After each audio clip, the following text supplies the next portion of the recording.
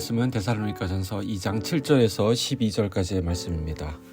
우리는 그리스도의 사도로서 마땅히 권위를 주장할 수 있으나 도리어 너희 가운데서 유순한 자가 되어 유모가 자기 자녀를 기름과 같이 하였으니 우리가 이같이 너희를 사모하여 하나님의 복음뿐 아니라 우리의 목숨까지도 너희에게 주기를 기뻐함은 너희가 우리의 사랑하는 자 됨이라.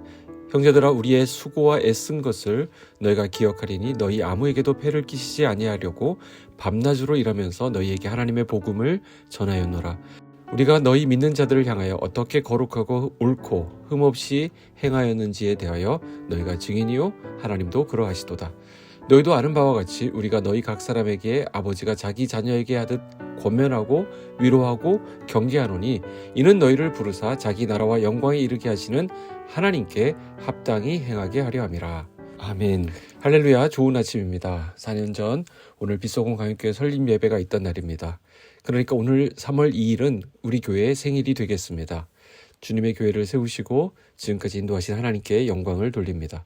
교회 생일 이벤트를 진행합니다. 오늘 새벽 묵상을 하시고서 교회 홈페이지 게시판에 빗소금 4주년을 축하합니다 라는 글이 있을 텐데 거기 축하 메시지를 댓글로 달아주시면 오늘 날짜로 댓글 올리신 분에 한해서 교회가 준비한 소정의 선물을 드리도록 하겠습니다. 이 내용은 이렇게 새벽 묵상을 하신 분만 알 수 있겠죠? 자, 오늘 말씀은 사도 바울이 어떤 마음으로 데살로니가 교회 성도들을 섬겼는지 사도의 마음이 오롯이 담겨있는 말씀입니다.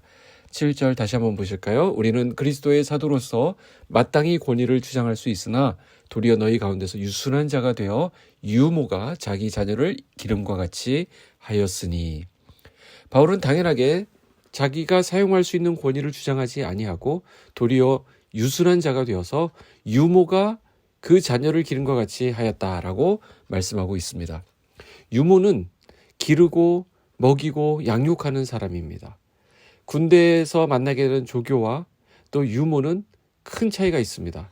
둘 다 훈육하고 양육한다라는 측면에서는 같다라고 할 수 있지만 그 방법에 있어서는 굉장히 다릅니다.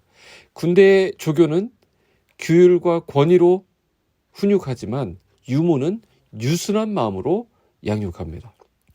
군대에서 조교로 복무했던 형제님들은 이 일을 제기할 수 있을 것입니다. 나는 훈련병들을 사랑으로 유순하게 대해 주었습니다 라고 말할 것입니다. 예전에 코미디 한 프로그램에서 그런 말이 있었죠. 그건 네 생각이고. 훈련병들의 입장은 완전히 다릅니다. 조교에게서 사랑을 느끼는 사람은 거의 없을 것입니다. 아마 그런 사람은 지금쯤 군대의 말뚝을 받고 있겠죠. 사도 바울은 유모와 같은 마음으로 사람들을 대했다라고 말합니다. 유모라고 해서 항상 오냐오냐 했다는 말은 아닐 것입니다. 고린도 교인들에게 보낸 편지에 보면 때로는 엄하게 잘못을 질책하기도 하고 또 엄하게 훈계하기도 했습니다. 여기서 바울이 말하고자 하는 바는 그 동기에 있습니다. 권위를 내세우는 것이 아니라 사랑을 담아서 어머니의 마음으로 복음을 전했다라는 것이죠. 8절에 보시면 우리가 이같이 너희를 사모하여 하나님의 복음뿐 아니라 우리의 목숨까지도 너희에게 주기를 기뻐함은 너희가 우리의 사랑하는 자 됨이라. 바울은 너희를 사모했다라는 표현을 쓰면서 그들에 대한 사랑이 복음을 전하는 동기였음을 말합니다. 그렇기에 사도 바울은 복음뿐만 아니라 목숨까지도 데살로니가 사람들에게 주기를 기뻐했다라고 말합니다. 이것은 바울과 그 일행이 빌립보에서 복음을 전하다가 고초를 당하고 다시 데살로니가로 와서 또다시 박해를 받았는데 그럼에도 불구하고 복음을 전했던 것을 말하는 것입니다. 자, 이런 것들에 대해서 바울은 보답을 구하고 있는 것이 아니라 오히려 그것들을 기뻐했다라고 말하고 있습니다. 이것은 마치 아이의 엄마가 밤잠을 자지 못하며 보살피지만 그 아기에게 보상을 받으려고 하지 않는 것과 같습니다. 오히려 그 아기가 자라는 것을 인해서 받는 그 기쁨을 감사해야 하는 것과 같은 것입니다. 이처럼 복음 사역은 보답을 바라면서 헌신하는 것이 아닙니다. 그 복음이 전파된다고 하는 그 자체로 기쁨을 얻는 것입니다. 믿음 또한 보상을 받기 위한 것이 아니라 믿음 그 자체로 기쁨을 얻는 것입니다. 그래서 다음 구절에서는 다른 차원의 말을 하는 것을 보게 됩니다. 9절에 보면 형제들아 우리의 수고와 애쓴 것을 너희가 기억하리니 또 10절에는 우리가 어떻게 행하였는지에 대하여 너희가 증인이요 11절에는 너희도 아는 바와 같이. 뭘 말합니까? 너희가 안다는 것이죠. 너희도 알 만큼 그런 본이 되는 삶을 살았다라는 것입니다. 바울을 만났던 사람들은 모두가 한결같이 증언하고 또 확인하고 있습니다. 너희가 기억한다. 너희가 알고 있다. 너희가 증인이다. 라는 것입니다. 복음과 삶이 어떻게 일치되어져야 하는지 잘 보여주는 말씀입니다. 우리의 동기와 행동과 생활 방식은 우리가 믿는 복음의 내용과 일치해야 합니다. 자, 그런 일치된 모습을 누가 보고 있습니까? 우리를 통해 복음을 알게 되는 그 사람들이 보고 있습니다. 그리고 그들이 증언합니다. 우리가 전한 복음이 정말 그런 것이라고.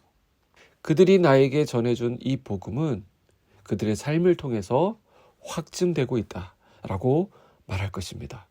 오늘 우리의 모습이, 우리 빛소금 광인교회의 모습이 우리와 우리 주변에 있는 모든 사람에게 이렇게 증거되기를 소원합니다.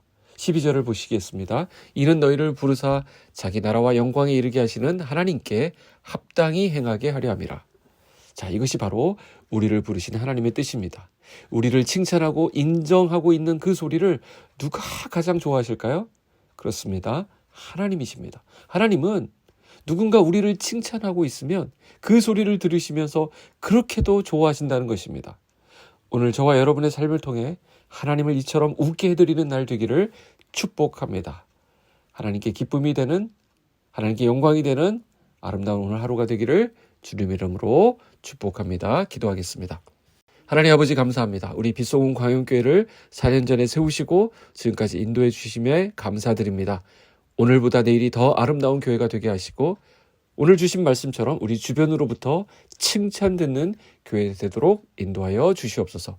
오늘부터 새 학기가 시작됩니다. 사랑하는 자녀들이 그 학업에 지혜와 총명을 더하셔서 넉넉히 감당할 수 있도록 이끌어 주시고 좋은 친구들과 또 선생님 만나서 행복한 학교 생활할 수 있도록 은혜 베풀어 주시옵소서. 예수님의 이름으로 기도하옵나이다. 아멘.